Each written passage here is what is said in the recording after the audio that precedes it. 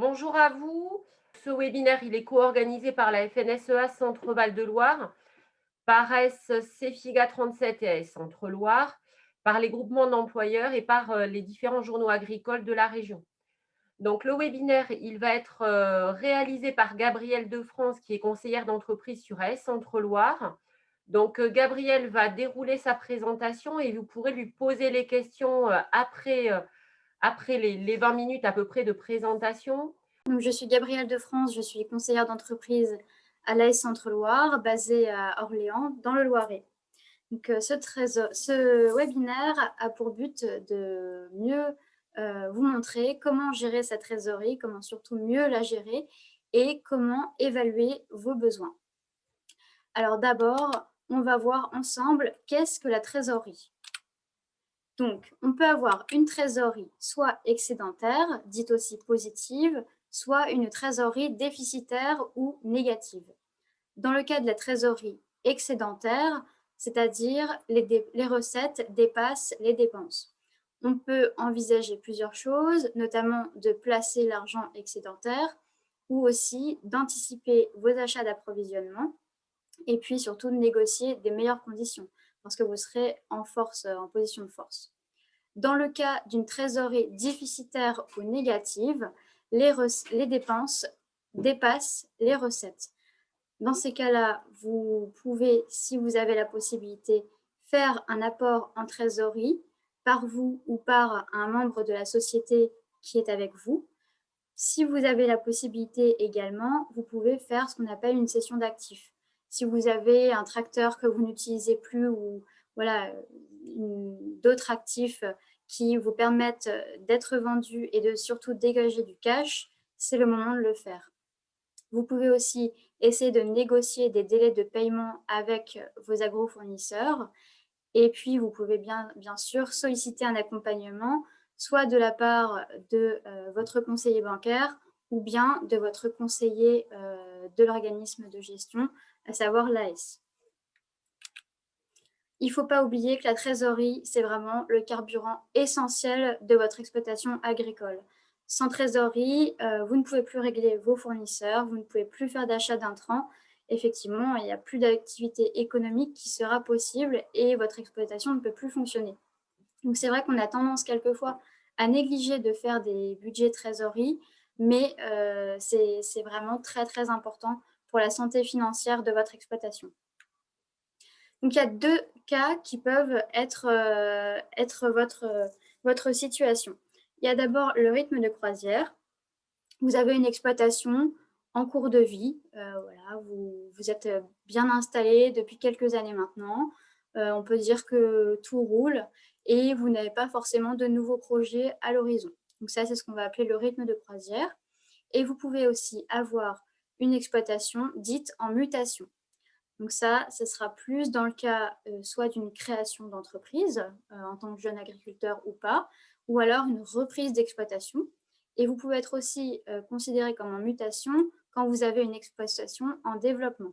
Exemple, vous êtes un céréalier et vous investissez dans des poulaillers pour avoir une activité de production animale en plus. Donc là, ce sera une activité euh, en plus et vous serez bien considéré comme une exploitation en mutation et pas en rythme de croisière puisque vous allez avoir un rythme différent d'avant. 3 étapes donc sont nécessaires pour déterminer ce besoin en trésorerie. D'abord, vous devez bien définir votre cycle d'exploitation parce qu'il va avoir un impact sur votre besoin au cours de l'exercice. Effectivement, si vous êtes producteur de volailles, vous n'aurez pas du tout le même cycle d'exploitation qu'un céréalier ou que quelqu'un, un agriculteur qui va avoir une activité viticole. Donc ça, c'est très important de savoir votre cycle d'exploitation. Ensuite, vous pourrez alors évaluer votre besoin. Pour cela, on va vous montrer un outil que vous connaissez peut-être déjà qui avait été réalisé par mon collègue de l'ASC FIGA 37, Thomas Rigaud. Et puis, si vous vous apercevez que vous allez avoir besoin de trésorerie, il sera alors temps de prévoir la couverture du besoin en appelant vos interlocuteurs bancaires. Les éléments déterminants pour votre besoin en trésorerie, alors il y a ceux qui créent du besoin, comme les stocks.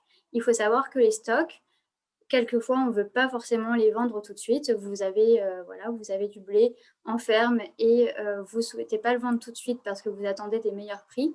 Ça vous pèse quand même sur la trésorerie parce que vous avez sorti de l'argent avant pour tous les intrants. Il a quand même fallu le produire, ce blé. Et tant que vous ne l'avez pas vendu, c'est un trou dans votre trésorerie qui est là. Les encours de production également, tout ce qui est en cours en terre, ça pèse sur votre trésorerie. Et puis, bien évidemment, les créances clients. Les clients qui vous doivent de l'argent, ça vous fait aussi un trou.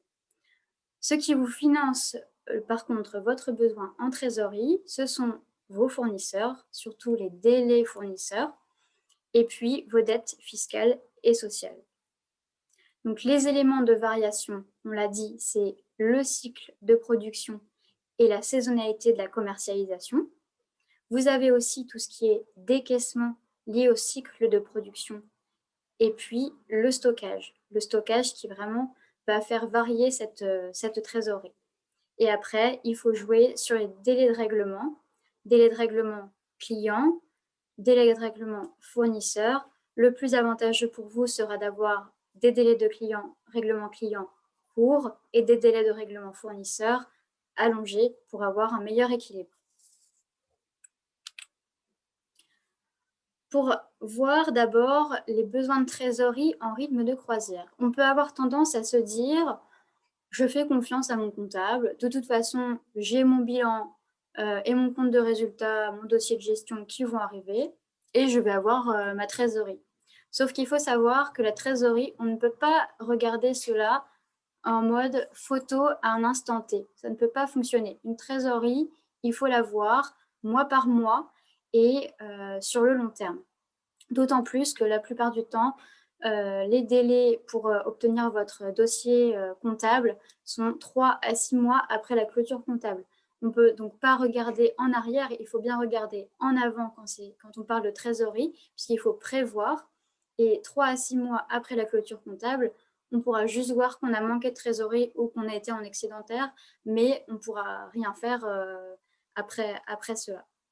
Donc, ça permet bien entendu une vision globale de la trésorerie à la date de clôture, mais ça ne permet pas d'analyser les fluctuations et ni d'avoir une gestion dynamique.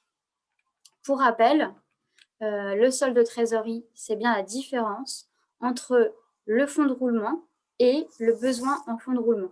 Donc, le fonds de roulement, c'est bien ce qui mesure les ressources dont l'entreprise dispose pour financer les dépenses courantes, alors que le besoin en fonds de roulement, ça représente les besoins en financement qui résultent des décalages entre les flux de trésorerie décaissés et les flux de trésorerie encaissés de l'activité. Pour ce qui est du besoin en trésorerie quand vous créez ou quand vous développez votre exploitation. Les cas habituels, on les a énoncés un peu plus tôt, les reprises d'exploitation, les créations d'entreprises, création d'une nouvelle activité ou agrandissement important. Alors, c'est vrai qu'il est mieux, quand vous avez ce genre de cas, d'avoir des références économiques propres à l'exploitation ou au projet. C'est vrai que ça sera beaucoup plus aidant et vous pouvez tout de suite voir où vous mettez les pieds. Si vous allez dans un projet qui sera économiquement et donc vous aurez beaucoup besoin de trésorerie, beaucoup besoin d'apport, ou alors si ça sera un projet viable assez facilement. Pour cela, n'hésitez pas à vous entourer d'experts ou de spécialistes dans les domaines. Par exemple, je sais que dans le Loiret, à la Chambre, il y a des experts pour tout ce qui est photovoltaïque qui pourront très bien vous guider et vous donner des références. Si vous avez vraiment une absence de référence, dans ces cas-là, on vous conseille de calculer le besoin maxi grâce aux normes sectorielles de référence en euros par hectare et par année. Ou alors, vous pouvez également voir pour des pondérations par type de production, par région de production, par mode de règlement. Tout ça, c'est des infos que vous pouvez aller chercher sur Internet. On retrouve pas mal d'études maintenant à disposition sur plusieurs années d'antériorité. Donc, ça peut vraiment vous aider et vous guider pour avoir cette vision sur les références économiques. Concernant justement ce budget de trésorerie, ce fameux budget de trésorerie. Donc, je vous disais, mon collègue Thomas Rigaud du CFIGA 37 avait construit un outil il y a une petite année maintenant. Je crois qu'il avait d'ailleurs fait peut-être un webinaire ou en tout cas, il a fait un tutoriel sur le site YouTube pour le remplir. Et donc, c'est un budget de trésorerie qui est assez dynamique puisqu'il y a des graphiques derrière qui vous donnent pas mal d'indicateurs. Vous voyez, vous remplissez classiquement, j'ai envie de dire, tout ce qui est intrant, les charges que vous pouvez avoir sociales, salaires, les charges de structure également. Et puis, ça vous donnera donc la trésorerie disponible ou non qui vous restera. Ce fichier est disponible sur le site de la FNSEA Centre-Val de Loire. Je vous ai mis le lien dans la présentation ci-dessous. Vous pouvez le retrouver sur Internet après notre échange. Un petit moment aussi sur l'EBE, parce que l'EBE, vous pouvez avoir une première approche. Vous regardez l'excédent brut d'exploitation. Vous retirez à cet excédent brut d'exploitation les échéances de prêt, appelées aussi annuités souvent dans votre dossier de gestion, les frais financiers à court terme et puis vos prélèvements privés. Ça vous donnera un chiffre positif ou négatif qui vous permettra de voir votre marge de sécurité. S'il est négatif, effectivement, ça voudrait dire que vous avez une dégradation du fonds de roulement, alors que s'il est positif, vous aurez plutôt une amélioration du fonds de roulement. Dans le cas où il est négatif, vous pouvez avoir un impact dessus.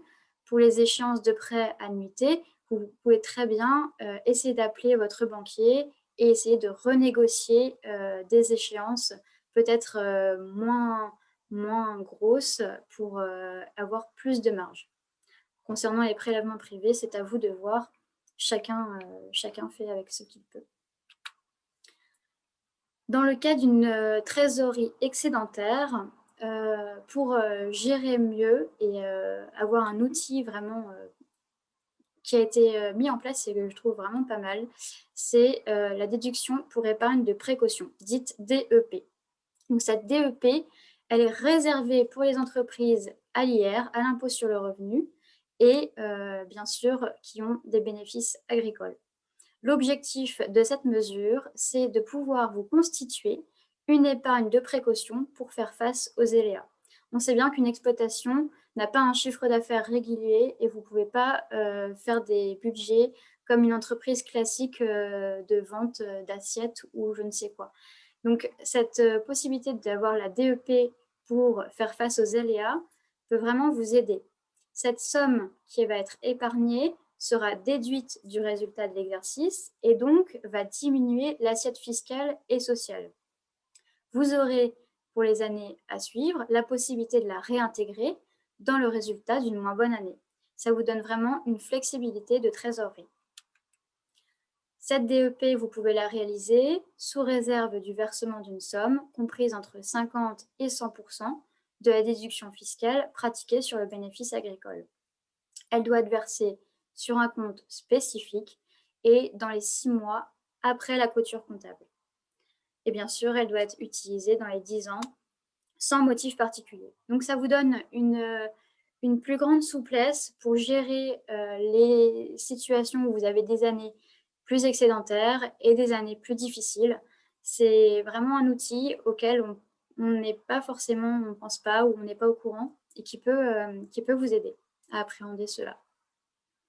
Donc, pour résumer, vraiment, déterminer son besoin en trésorerie, ça vous permet de mieux gérer votre exploitation, d'anticiper. On le dit beaucoup, mais on le fait parfois peu. Anticiper, c'est vraiment, ça vous permet de piloter votre exploitation et surtout communiquer. N'hésitez pas à communiquer.